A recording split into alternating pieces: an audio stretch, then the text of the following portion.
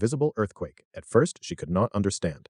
The responses she had always expected no longer appeared. The familiar switches no longer worked. The old sequence had disappeared. For years, the relationship had quietly followed an unwritten law. If I move, he follows. No one had consciously designed this law. It had simply grown unnoticed. Now she moved, and nothing happened. Not because he no longer loved her, but because genuine detachment had broken the old pattern.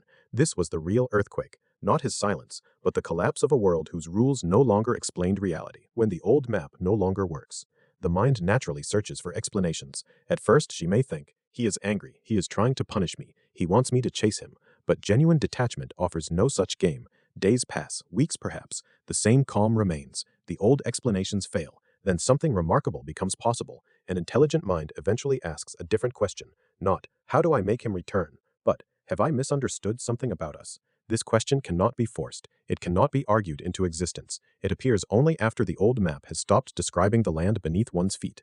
The gentleman waits. He does not say, I warned you. He does not collect evidence against the woman he loves. He simply waits, calmly, patiently, because truth needs very little assistance. Reality eventually explains itself. His task is not to become her teacher. His task is to remain a gentleman. His greatest opportunity. If she is wise, she slowly discovers something unexpected. For years, she had measured happiness by receiving attention, receiving accommodation, receiving reassurance, receiving sacrifices made on her behalf. Now she begins asking a different question. Have I ever asked what he needed?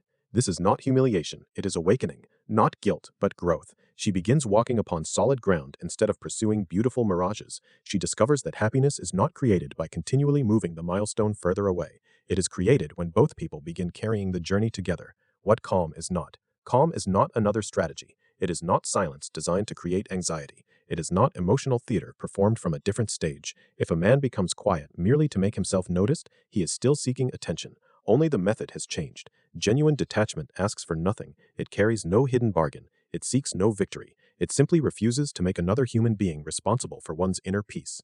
The harbor contentment is not the absence of storms. It is the certainty that storms never decide the destination.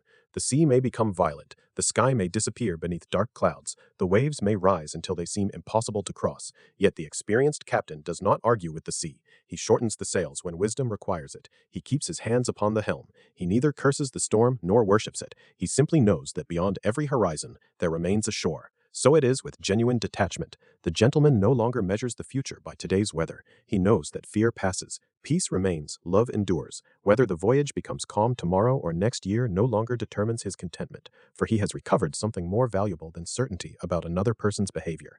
He has recovered the quiet government of his own soul, and from that moment onward he loves more freely than ever before, not because he expects less, but because he no longer asks another person to carry the weight of his happiness.